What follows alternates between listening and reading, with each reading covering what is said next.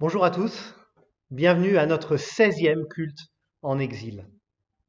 Sans plus attendre, je vous invite à une lecture. Il s'agit d'un texte bien connu, le psaume 42, et le texte sera affiché à l'écran. Nous allons en lire les versets 1 à 6. Psaume 42, les versets 1 à 6. Au chef de chœur, cantique des descendants de Corée. Comme une biche soupire après des cours d'eau, ainsi mon âme soupire après toi, ô Dieu. Mon âme a soif de Dieu, du Dieu vivant. Quand donc pourrais-je me présenter devant Dieu? Mes larmes sont ma nourriture jour et nuit, car on me dit sans cesse, où est ton Dieu? Je me rappelle avec émotion l'époque où je marchais, entouré de la foule, où j'avançais à sa tête vers la maison de Dieu, au milieu des cris de joie et de reconnaissance d'une multitude en fête. Pourquoi être abattu, mon âme, et gémir en moi? Espère en Dieu, car je le louerai encore. Il est mon salut et mon Dieu. Amen. Alors que cela fait 3 mois et demi que nous ne nous rassemblons plus le dimanche, et même si un nombre croissant d'entre vous venait à nos nouvelles rencontres du samedi, malgré tout, on peut s'identifier particulièrement à cette parole du psalmiste. Je me rappelle avec émotion l'époque où je marchais entouré de la foule, au milieu des cris de joie et de reconnaissance. Alors, certains diront peut-être qu'à la rue de Sèvres, on n'est pas toujours du genre à pousser des cris de joie, on devrait peut-être le faire un peu plus. Mais le fait de se rassembler pour adorer Dieu ensemble, par la prière, par le chant, par la communion entre nous, c'est essentiel et ça nous manque. Et parce que Dieu a voulu la communion fraternelle pour le bien de son peuple, le fait de ne pas nous rassembler, ça a forcément un impact, d'une façon ou d'une autre, sur notre vie avec Dieu. Et j'espère que nous ressentons cette soif du Dieu vivant dont parle le psalmiste. Mais comme le psalmiste, tout en reconnaissant notre soif, notre manque, nous voulons nous réjouir, nous voulons continuer d'espérer en lui, parce que verset 6, il est notre salut et notre Dieu. Rien ni personne ne pourra nous ôter les actes qu'il a posés en notre faveur. Et par-dessus tout, la venue de son Fils Jésus, sa mort sur la croix pour le pardon de nos péchés, sa résurrection pour nous donner une vie nouvelle. Aucun virus, aucune pandémie, aucune crise ne peut nous enlever ces actes de Dieu. Ils sont nôtres pour l'éternité. Je vous invite à chanter un premier chant qui reprend les paroles de ce psaume que nous venons de lire. Criez à toi. Levons-nous pour chanter ce chant.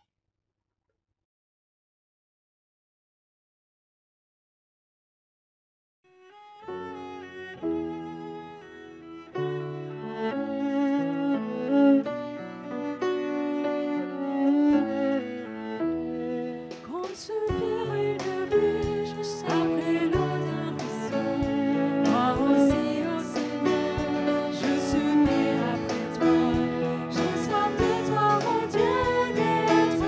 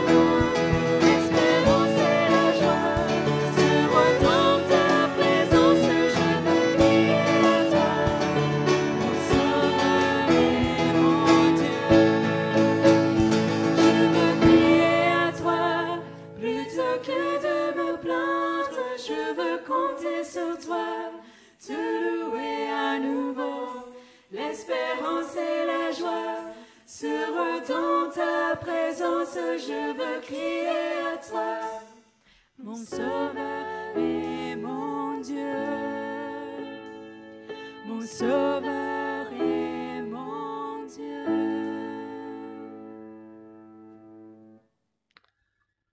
Je vous propose maintenant quelque chose que nous n'avons pas encore fait lors de ces cultes en exil. Nous allons prendre 2 minutes, c'est pas long, mais 2 minutes de silence. Alors je ne sais pas dans quelles conditions vous êtes chez vous, peut-être que le silence n'est pas c'est pas très facile. Faites ce que vous pouvez. Peut-être que plus tard aussi, vous pourrez revenir sur la vidéo et prendre ces 2 minutes. Mais nous allons observer donc 2 minutes pour simplement nous placer devant Dieu dans la prière. Nous pouvons dans nos foyers prier à voix haute si nous le souhaitons pendant ces 2 minutes ou bien garder le silence. Et je reprendrai donc, je prierai pour nous tous après ces 2 minutes. Prenons ces 2 minutes.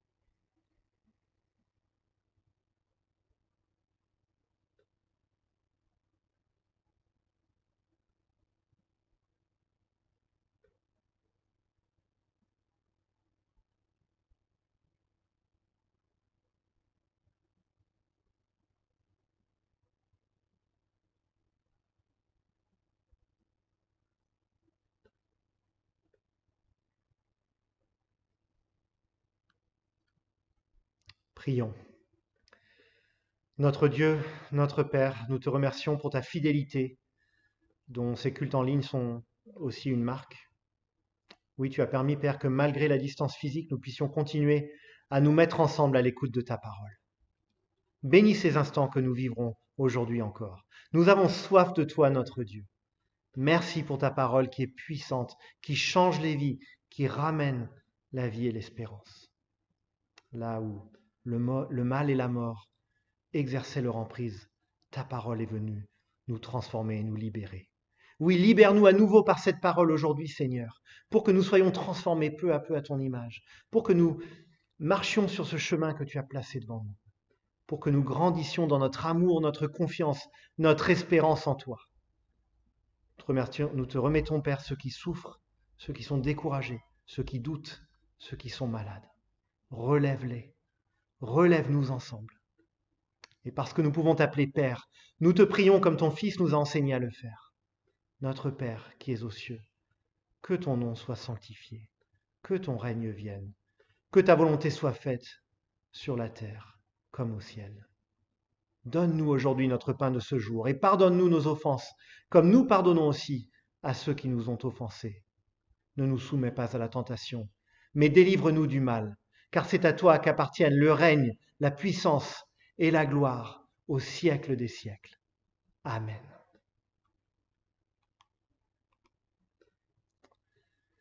Aujourd'hui, les annonces auront lieu après le message. Et donc nous allons nous mettre à l'écoute de la parole dans un instant, mais pour introduire ce temps, nous allons chanter un deuxième chant, Seigneur, attire. Nous pouvons rester assis pour ce chant.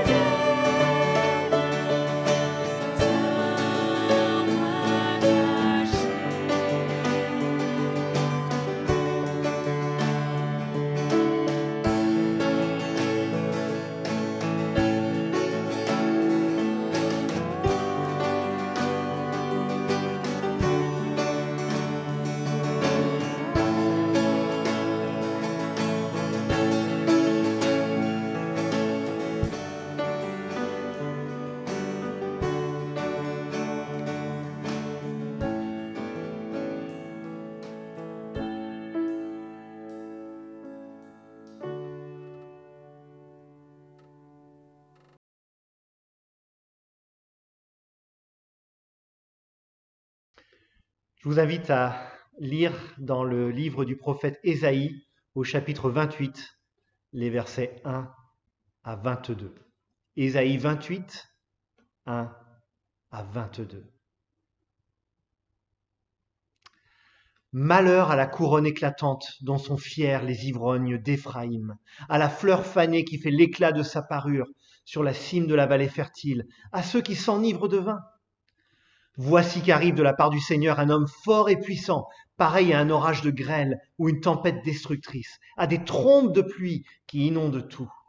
Il le jette sur la terre avec puissance. Elle sera piétinée, la couronne éclatante dont sont fiers les ivrognes d'Éphraïm. La fleur fanée qui fait l'éclat de sa parure sur la cime de la vallée fertile sera comme une figue précoce qu'on aperçoit avant la récolte. À peine dans la main, elle est aussitôt avalée. Ce jour-là, l'Éternel, le Maître de l'univers, sera une couronne majestueuse et une parure magnifique pour le reste de son peuple. Il sera un esprit de droiture pour celui qui siège au tribunal et une force pour ceux qui repoussent l'ennemi jusqu'à ses portes. Mais eux aussi, ils titubent sous l'effet du vin et les liqueurs fortes les égarent. Prêtres et prophètes titubent sous l'effet des liqueurs fortes. Ils sont troublés par le vin. Ils s'égarent à cause des liqueurs fortes. Ils titubent en prophétisant. Ils vacillent en rendant leur verdict. Toutes les tables sont pleines de vomissements infects. Il n'y a plus aucune place intacte. Ils disent « À qui veut-il enseigner la connaissance? À qui veut-il faire comprendre son message? Est-ce à des enfants qui viennent d'être sevrés, qui viennent de quitter la poitrine de leur mère ?» En effet, c'est ordre sur ordre, règle sur règle, un peu ici, un peu là. Eh bien, c'est par des hommes aux lèvres balbutiantes et par une langue étrangère que l'Éternel parlera à ce peuple. Il leur avait dit, « Voici le lieu de repos, laissez se reposer celui qui est fatigué, voici le moment de la détente. » Mais ils n'ont pas voulu écouter. Et pour eux, la parole de l'Éternel sera vraiment ordre sur ordre, règle sur règle, un peu ici, un peu là, afin qu'en marchant, ils tombent à la renverse et se brisent, afin qu'ils soient pris au piège et capturés. Écoutez donc la parole de l'Éternel, hommes habitués à la moquerie, vous qui dominez sur ce peuple à Jérusalem. Vous dites, nous avons conclu une alliance avec la mort, nous avons fait un pacte avec le séjour des morts. Quand le fléau débordant passera, il ne nous atteindra pas, car nous avons la fausseté pour refuge et le mensonge pour abri. À cause de cela, voici ce que dit le Seigneur, l'Éternel. Je mets dans Sion, en guise de fondation, une pierre choisie, angulaire, précieuse, solidement posée. Celui qui s'appuie sur elle sera en sécurité. J'ai établi la droiture comme une règle et la justice comme un fil à plomb. La grêle balayera le refuge de la fausseté et l'eau inondera l'abri du mensonge. Votre alliance avec la mort sera supprimée. Votre pacte avec le séjour des morts ne tiendra pas. Lorsque le torrent destructeur passera, il vous écrasera. Chaque fois qu'il passera, il vous emportera. Oui, il passera tous les matins, le jour et la nuit, et son bruit seul provoquera la terreur. Le lit sera trop court pour qu'on puisse s'y étendre, et la couverture trop étroite pour qu'on puisse s'en envelopper. En effet, l'Éternel se lèvera comme sur la montagne de Pératsim. Il tremblera d'indignation comme dans la vallée de Gabaon pour faire son œuvre étrange, pour exécuter son travail inhabituel. Maintenant, ne faites pas les moqueurs, sinon votre situation empirera. La destruction de tout le pays est décidée. Je l'ai appris du Seigneur, de l'Éternel, le Maître de l'univers. Amen. Le 28 avril dernier, les groupes bibliques universitaires, une association que nous connaissons bien, ont organisé un débat entre Frédéric Baudin, spécialiste évangélique des questions environnementales, et Yves Cochet, ancien ministre de l'Environnement. Outre son passé de ministre, Yves Cochet s'est fait connaître ces dernières années pour sa collapsologie, comme on dit désormais. C'est-à-dire qu'il défend l'idée que le monde moderne est sur le point de s'effondrer complètement. Cochet estime que cet effondrement pourrait avoir lieu entre 2025 et 2030. Nous voilà prévenus. Je ne vais pas entrer dans ce débat. Il faut reconnaître que nous vivons des temps particulièrement troublés qui peuvent prêter à ce genre de spéculation. Mais nous terminons aujourd'hui notre série de 4 textes dans le livre du prophète Ésaïe. Et à l'époque d'Ésaïe, eh bien, il y a comme une ambiance de collapsologie. Juste pour resituer rapidement le contexte politique de cette époque. Après la mort du roi Salomon, fils de David, à la fin du Xe siècle avant Jésus-Christ, le royaume d'Israël s'est divisé en deux. Le royaume du nord, appelé Israël ou Éphraïm, et le royaume du sud, appelé Juda. Globalement, le royaume du nord s'est rapidement éloigné de la foi dans le Dieu d'Israël. Le fait que le temple n'était pas sur son territoire, le fait qu'il y avait au nord des frontières particulièrement poreuses avec d'autres peuples et leurs multiples divinités ont contribué à une forme d'apostasie nationale, même si bien sûr il y a eu des exceptions. Et vers la fin du 8e siècle avant Jésus-Christ, en 722 avant Jésus-Christ, un effondrement national va avoir lieu au nord, et les prophètes n'hésitent pas à voir cela comme une conséquence de la rupture avec Dieu. Les Assyriens envahissent le pays et exilent ses habitants. Le prophète Ésaïe, qui lui exerce son ministère dans le royaume du sud, était un contemporain de ces événements. Et lorsqu'il apporte la prophétie qui correspond à notre chapitre 28, on se situe sans doute quelques années seulement avant l'effondrement du royaume du Nord. Le drame était imminent, il y en avait des signes avant-coureurs, le pays était déjà caractérisé par un déclin marqué. En revanche, dans le royaume du Sud, on s'estimait relativement à l'abri de cela. Il y avait une apparence de stabilité. Mais le prophète Ésaïe va faire de la collapsologie et montrer que le royaume du Sud se faisait des illusions sur sa sécurité. Lui aussi s'éloigne de Dieu de plus en plus. Or, c'est en Dieu que se trouve la seule vraie sécurité. Le chapitre 28 va donc examiner la situation spirituelle et morale dans les deux royaumes, celui du Sud et du Nord. Et cette question reste en arrière-plan. Où peut-on trouver une véritable sécurité ? Nous examinerons ce texte en deux temps. D'abord des illusions au cauchemar et ensuite le fondement d'un nouveau départ. Dans un premier temps donc, des illusions au cauchemar. Le chapitre 28 commence par une interpellation sans appel. Malheur ! Malheur à qui ? Eh bien, la suite du verset 1 montre que c'est le royaume d'Éphraïm, donc le royaume du Nord, qui est visé par cet oracle. Et plus spécifiquement, je cite le verset 4, « La fleur fanée qui fait l'éclat de sa parure sur la cime de la vallée fertile ». Une référence sarcastique à la capitale du royaume du Nord, Samarie, qui était située effectivement au sommet d'une montagne et qui donc surplombait une vallée. Et les habitants, peut-être en particulier les notables d'Éphraïm, sont fustigés. Les ivrognes d'Éphraïm, verset 1, verset 3. Ceux qui s'enivrent de vin, fin du verset 1. Alors, est-ce que l'alcoolisme était particulièrement prévalent à Samarie ? Sans doute. On peut supposer que cette image, elle ne vient pas de nulle part. Mais on peut penser que par cette image de l'ivrognerie, le prophète désigne plus largement la corruption morale d'une ville ivre de ses succès passés, mais qui a perdu ses repères, qui titube et qui ne voit pas qu'elle est en train de s'effondrer. Or, que prophétise Ésaïe ? Verset 2. « Voici qu'arrive de la part du Seigneur un homme fort et puissant, pareil à un orage de grêle destructrice, à des trompes de pluie qui inondent tout. Il le jette sur la terre avec puissance. » C'est sans aucun doute l'envahisseur assyrien qui est décrit ici. Et le résultat de ce drame national, cette invasion, est décrit au verset 3. « Elle sera piétinée, la couronne éclatante dont sont fiers les ivrognes d'Éphraïm, comme une figue précoce qu'on aperçoit avant la récolte, à peine dans la main, elle est aussitôt avalée. » En langage poétique, c'est rien moins que la fin du royaume d'Éphraïm qui est annoncée ici. Et l'histoire confirmera quelques années plus tard la disparition définitive de ce royaume. Mais au moment où Ésaïe prophétise, ce royaume, il est encore là. Il vit ces dernières années, mais quelque part, c'est encore dans l'insouciance et les illusions. Il n'est pas nécessaire d'être collapsologue pour voir qu'aujourd'hui encore, beaucoup des choses que nous prenons pour des évidences sont en fait très fragiles. On l'a vu, tout particulièrement lors de cette crise sanitaire. Il y a tellement de choses qu'on prenait pour des évidences. Aller au travail, mettre ses enfants à l'école, sortir quand on le veut, aller où on le veut. Et on a vu combien cela a été ébranlé.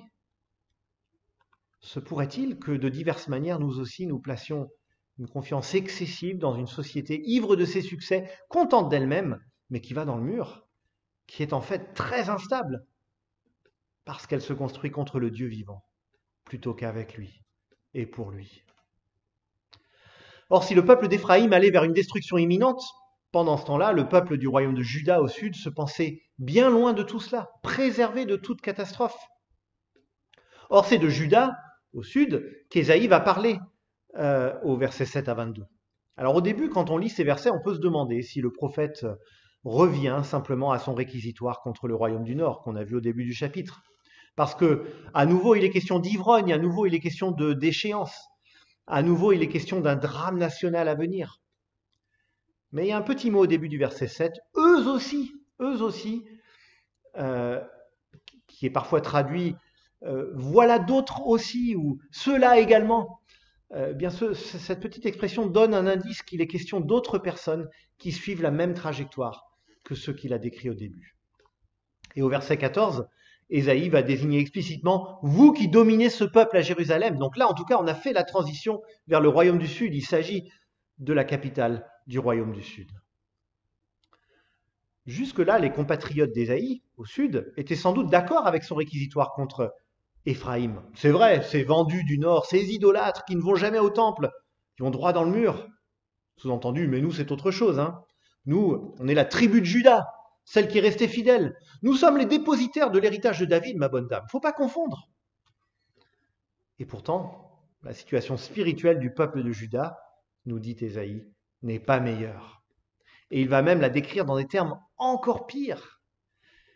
Les prophètes utilisent parfois un langage dur. Et là, au verset 7 et 8, on est servi.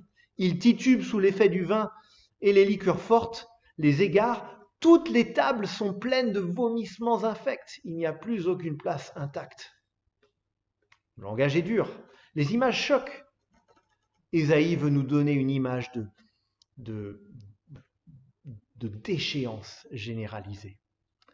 C'est un peu comme dans les orgies d'Astérix, vous savez, où les gens se goinfrent et s'enivrent de façon grotesque, une image de décadence. Sauf que ici, ça va encore bien plus loin qu'Astérix. Certains commentateurs pensent qu'Ésaïe, dans cette section du texte, décrit ici une scène qu'il a vue de ses propres yeux. Et c'est possible. Mais j'ai tendance à penser qu'il nous donne avant tout une image de la situation du cœur des gens, et en particulier des dirigeants du peuple. Ils cherchent des sensations fortes dans plein de choses, mais ils ont oublié la loi de Dieu. Comme ils ont perdu leur amour pour Dieu, eh bien, ils ne voient plus dans sa loi, verset 10, que ordre sur ordre, règle sur règle, un peu ici, un peu là. Le contraste est frappant avec ce que nous dit le psaume 1, cette joie d'un homme ou d'une femme qui trouve son plaisir dans la loi de Dieu, sa source de renouvellement et de repos. Quand on s'éloigne de Dieu, on entre dans un cercle vicieux où on perd de vue qui il est. Et par conséquent, ces bons commandements, le cadre bienfaisant que lui, notre Créateur, a donné pour la vie et l'épanouissement humain, eh bien, nous commençons à les voir comme des contraintes et de plus en plus comme des contraintes insupportables. Et on s'épuise à chercher sa joie et son espérance ailleurs, dans des choses et des personnes qui ne pourront jamais nous la donner. On cherche le repos, mais on s'éloigne de la source du vrai repos. Et c'est ce que souligne Ésaïe au verset 12 en citant l'Éternel. Il leur avait dit, voici le lieu de repos, laissez se reposer celui qui est fatigué, voici le moment de la détente. Mais ils n'ont pas voulu écouter. Dieu offre le repos à son peuple, le repos qui passe par la soumission à sa bonne et juste loi. Mais parce que des hommes rejettent ce repos, eh bien non seulement ils ne vont pas y goûter, mais ils vont en plus voir ce repos comme une privation et une contrainte. Et pour décrire ce pourrissement spirituel, Ésaïe décrit cette scène écœurante, cette beuverie grotesque. Et on ne peut pas manquer le contraste avec ce qu'on a vu il y a quelques dimanches au chapitre 25, ce banquet que Dieu sert à tous les peuples. Pourtant, là aussi, il y avait du vin, mais du bon vin. Il y avait les meilleurs plats, et le tout servi par Dieu pour combler ses bien-aimés. Ici, l'homme se sert lui-même des bienfaits de Dieu, des bienfaits qui viennent de Dieu à l'origine, et il en fait n'importe quoi. Et si le prophète donne ici un regard collectif sur son peuple, eh bien tout cela est pertinent aussi pour une réflexion individuelle. Un peuple, après tout, c'est aussi une somme d'individus. L'image de l'ivresse, qui est une sorte de leitmotiv dans tout ce chapitre, doit nous faire réfléchir. Quelles sont les ivresses qui nous tentent, qui me tentent ? Quelles sont ces choses qui, parce qu'on veut les vivre sans Dieu, nous amèneront à perdre notre lucidité spirituelle et à nous égarer dans la déchéance, la décadence? Alors pour certains, c'est peut-être littéralement l'alcool. Et sans doute que parmi ceux qui regardent ce culte, quelques-uns luttent avec l'alcoolisme. Statistiquement, c'est probable. Il ne s'agit pas ici d'accabler ceux qui luttent, et si c'est votre cas, certainement pas de vous accabler. Et surtout dans la mesure où c'est une lutte souvent vécue dans la honte et dans le secret. Il s'agit au contraire de vous encourager, si c'est votre cas, à exposer cette lutte à la vérité de Dieu, à venir à lui, à chercher de l'aide.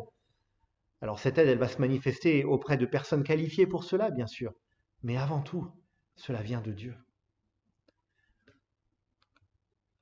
C'est avant tout auprès de lui que vous allez pouvoir trouver cette aide, en renonçant à chercher à donner le change vous-même, en reconnaissant cette faiblesse et en la remettant en toute humilité à Dieu. Une première étape pourrait être d'en parler à une personne de confiance qui pourra prier pour vous, et ou à l'un des pasteurs ou autres responsables de notre Église, ou de votre Église si vous n'êtes pas à l'Église de la rue de Sèvres. Mais bien sûr, cela vaut pour d'autres ivresses, d'autres addictions, la pornographie par exemple, qui fait des ravages en silence dans nos sociétés, et même dans nos églises. Mais il y a peut-être d'autres ivresses plus subtiles encore qui nous guettent. L'ivresse de la reconnaissance sociale ou professionnelle. L'ivresse du succès scolaire de ses enfants. L'ivresse de l'apparence. Pas seulement l'apparence physique ou la mode ou je ne sais quoi, mais le fait d'être vu comme ayant toujours tout sous contrôle, être bien sous tout rapport. L'ivresse sinon également de la prétendue liberté sexuelle ou l'ivresse de la fierté.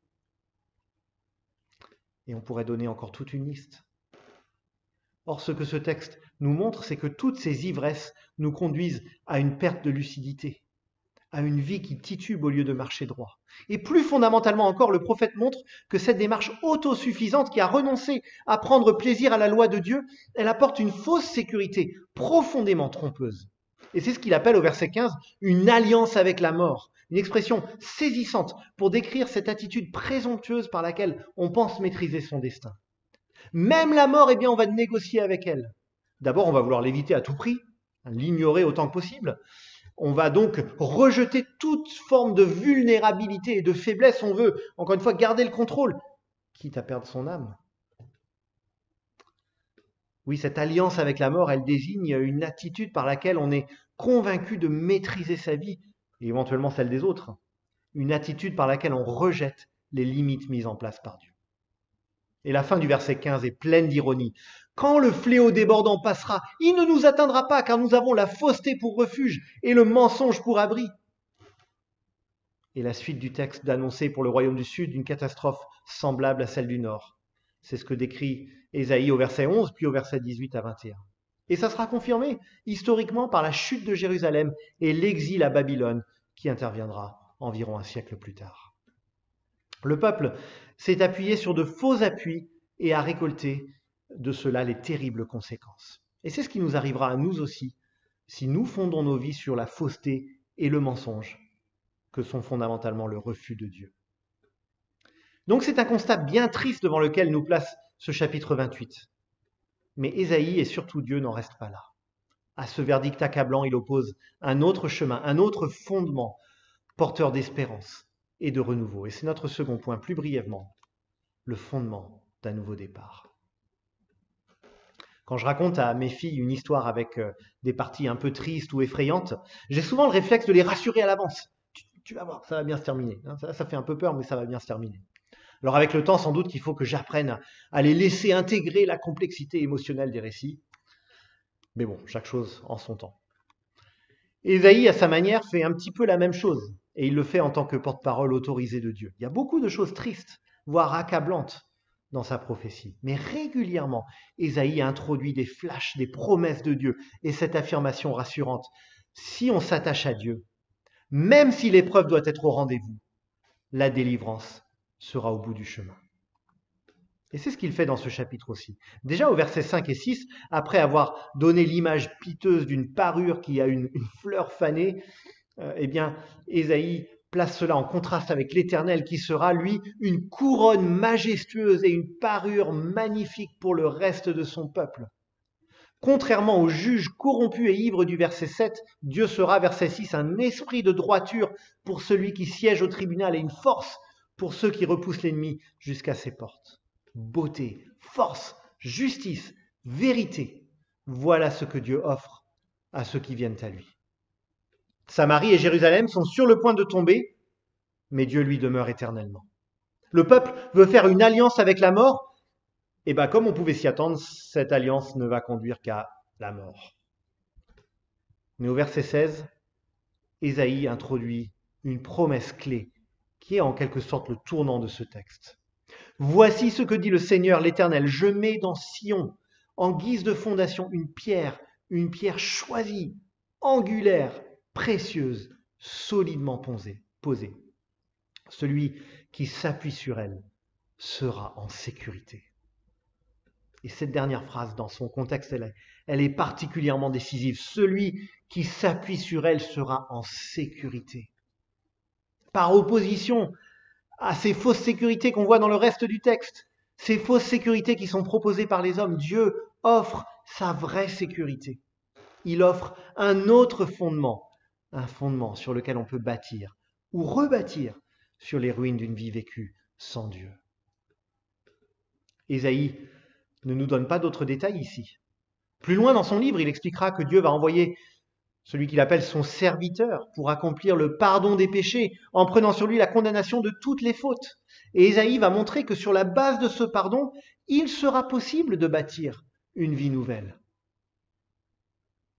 Par ailleurs, il est fascinant de voir que le psaume 118 utilise cette même image de la pierre angulaire. Je cite psaume 118, verset 22, le psalmiste affirme que la pierre qu'ont rejetée ceux qui construisaient est devenue la pierre angulaire. Autrement dit, les hommes cherchent à construire quelque chose de solide, mais ils rejettent la seule pierre qui peut servir de fondement sûr, la pierre angulaire. Ça va être compliqué de construire quelque chose si on ne pose pas d'abord la pierre qui permet de bâtir tout l'édifice dessus. Mais la suite du psaume montre que Dieu, lui, a choisi la pierre angulaire. Et il reconstruira un peuple fidèle sur ce nouveau fondement. Et le Nouveau Testament révélera Jésus-Christ comme cette pierre angulaire annoncée dans notre texte. Je cite la première lettre de Pierre, chapitre 2, versets 4 à 6. Approchez-vous de Christ, la pierre vivante rejetée par les hommes, mais choisie et précieuse devant Dieu. Et vous-même, en tant que pierre vivante, laissez-vous édifier pour former une maison spirituelle, un groupe de prêtres saints, afin d'offrir des sacrifices spirituels que Dieu peut accepter par Jésus-Christ. En effet, il est dit dans l'Écriture, « Je mets dans Sion une pierre angulaire choisie, précieuse. Celui qui croit en elle n'en aura jamais honte. » Il y a tellement de choses qu'on pourrait dire sur ce texte, mais on voit que Pierre, en écho à d'autres textes du Nouveau Testament, reconnaît en Jésus-Christ cette pierre d'angle sur laquelle on peut bâtir sa vie, une vie réconciliée avec Dieu. C'est en fondant sa vie sur lui, son enseignement, sa personne, sa mort à la croix et sa résurrection qu'on peut bâtir sur de l'éternel, qu'on peut retrouver la communion avec Dieu dont nous avons un besoin tellement vital. Alors pour des personnes qui ne sont pas encore venues à Jésus, c'est peut-être votre cas, ou peut-être qui viennent de venir à lui très récemment, qui débutent vraiment dans la foi, eh bien cette pierre angulaire qu'est Jésus, c'est un nouveau point de départ, une vie nouvelle à construire sur lui. Et concrètement, en entendant cela, vous vous dites peut-être, d'accord, mais concrètement, qu'est-ce que ça veut dire? Comment est-ce que je peux commencer à construire ma vie sur Jésus? Quels sont les premiers pas pour cela? Une piste concrète serait de participer à la rencontre découverte sur laquelle je reviendrai dans quelques minutes dans les annonces. Une autre possibilité serait de nous contacter pour bénéficier d'une parole en binôme, des rendez-vous réguliers avec une autre personne pour creuser ensemble la Bible, pour voir comment elle s'applique à la vie quotidienne. N'hésitez pas à m'écrire pour en parler et vous pouvez le faire via le formulaire contact du site web si vous n'avez pas mes coordonnées. Mais construire sa vie sur Jésus garde aussi, bien sûr, toute sa pertinence pour des personnes qui sont dans la vie chrétienne depuis des années, voire des décennies. Il est bon de faire un point régulier sur notre relation avec Christ, pour s'assurer qu'on ne commence pas à construire ou qu'on ne persiste pas à construire certaines choses sur de mauvais fondements. Et une question diagnostique que je nous propose, moi le premier, je la propose à moi le premier, que je vous propose de nous poser dès aujourd'hui est la suivante. Quels sont les domaines de ma vie où j'ai plus de mal à me soumettre à Dieu? Quels sont les domaines de ma vie où j'ai plus tendance à chercher des appuis ailleurs qu'en lui? Posons-nous cette question dans les heures et les jours qui viennent. Et si vous êtes incapable d'identifier un ou des domaines où votre obéissance à Christ est plus fragile, alors je vais vous donner la réponse. Ce domaine, pour vous, c'est la fierté et la présomption. Et donc, vous pouvez vous concentrer sur ce domaine-là et prier que Dieu vous aide à avoir un regard plus lucide sur vous-même. Je dis cela avec un brin d'humour, mais en même temps, c'est très sérieux. Et je suis le premier à ne pas voir régulièrement un domaine de ma vie ou l'autre, pourtant évident, où j'ai tendance à chercher une sécurité ailleurs qu'en Jésus. Il nous faut conclure. On a vu dans ce texte, et plus largement dans ces 4 chapitres d'Ésaïe, que Dieu n'épargnera pas à son peuple les conséquences de ses mauvais choix. Mais il promet qu'il n'en restera pas là. Il pose un nouveau fondement sur lequel tous sont invités à construire. Et ce fondement, c'est Jésus. Lui qui a pris sur lui la condamnation de nos fautes à notre place. Lui qui a inauguré une vie nouvelle et impérissable en sortant du tombeau. Lui qui est venu rétablir la relation que nous avions brisée avec notre Créateur. Lui qui nous appelle, qui vous appelle encore aujourd'hui à venir ou revenir à lui. Et si vous craignez que la vie avec Dieu soit, pour citer notre texte, ordre sur ordre, règle sur règle, un peu ici, un peu là, détrompez-vous. Ce que Jésus nous offre, c'est le repos. Et oui, le repos, il passe aussi par les commandements de Dieu. Mais précisément, ce sont des commandements qui sont bons et bienfaisants pour nous, qui nous libèrent et qui nous donnent le vrai repos. C'est ainsi que Jésus nous appelle. Matthieu 11, versets 28 à 30. « Venez à moi, vous tous qui êtes fatigués et courbés sous un fardeau, et je vous donnerai du repos. Acceptez mes exigences et laissez-vous instruire par moi, car je suis doux et humble de cœur, et vous trouverez le repos pour votre âme. En effet, mes exigences sont bonnes, et mon fardeau léger. » Amen. Je vous invite à chanter un dernier chant. Je ne sais pourquoi, dans sa grâce. Levons-nous, si vous le voulez bien, pour chanter ce dernier cantique.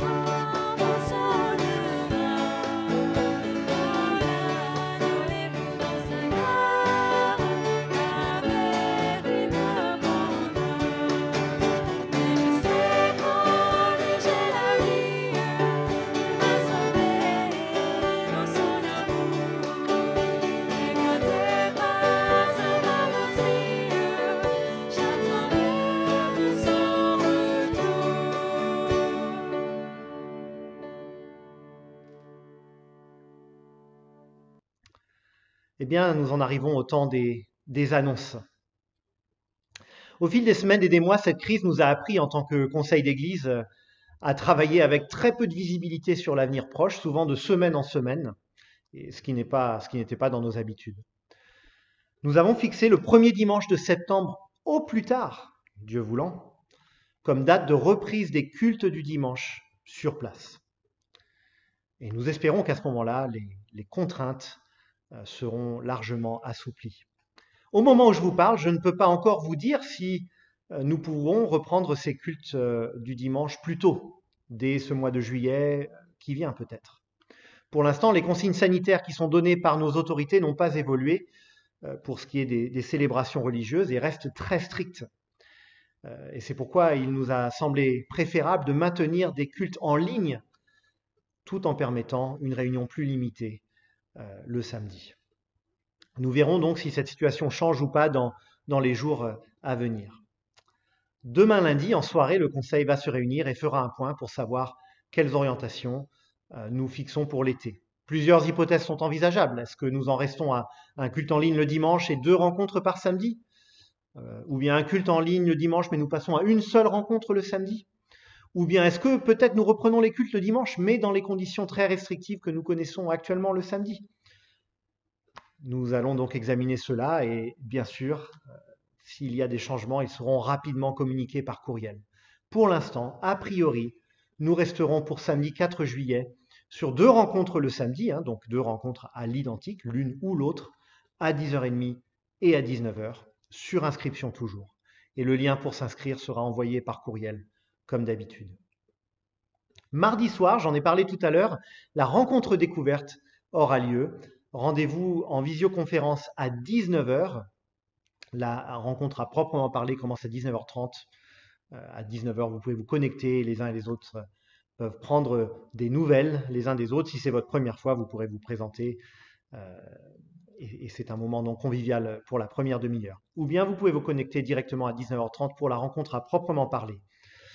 Cette rencontre découverte s'adresse à vous si vous souhaitez découvrir ou redécouvrir la foi chrétienne. Pour plus de renseignements, adressez-vous à Paul Harrison. Si vous n'avez pas les coordonnées de Paul, eh bien vous pouvez nous contacter via le formulaire contact du site web. Jeudi soir, nous aurons une réunion de prière en direct, en visioconférence, de 20h à 21h, comme ça a été le cas les derniers jeudis. Ce sont des moments très bienfaisants, et donc n'hésitez pas à vous joindre à nous. Et les informations techniques seront envoyées par email. Je voudrais prendre un moment maintenant pour remercier les responsables du club biblique, l'école du dimanche, Sandrine Porteus et Nicolette Féval, qui sont les deux co-responsables de tout ce qui concerne les activités pour enfants d'âge scolaire à l'église. Je voudrais les remercier toutes les deux pour tout le travail effectué pour continuer à envoyer des ressources aux familles pendant cette période. C'est vraiment très apprécié et nous les remercions de tout cœur. Avec l'arrivée de juillet et août, comme chaque été, il y aura une pause dans les activités pour enfants et donc il n'y aura pas de ressources envoyées pendant ces 2 mois. Mais bien sûr, ce que nous espérons, c'est que les activités pour enfants pourront reprendre sur place à la rentrée. N'hésitez pas, je vous invite même à prier pour cela, à prier pour Sandrine et pour Nicolette et pour tous les moniteurs et monitrices qui seront appelés à reprendre ces activités à partir de l'automne. Voilà pour ce qui est des annonces. Et nous allons terminer maintenant par une parole de bénédiction. Le Dieu de la paix a ramené d'entre les morts notre Seigneur Jésus, devenu le grand berger des brebis grâce au sang d'une alliance éternelle. Qu'il vous rende capable de toute bonne œuvre pour l'accomplissement de sa volonté. Qu'il fasse en vous ce qui lui est agréable par Jésus-Christ, à qui soit la gloire au siècle des siècles. Amen. Bon dimanche, bonne semaine à chacun.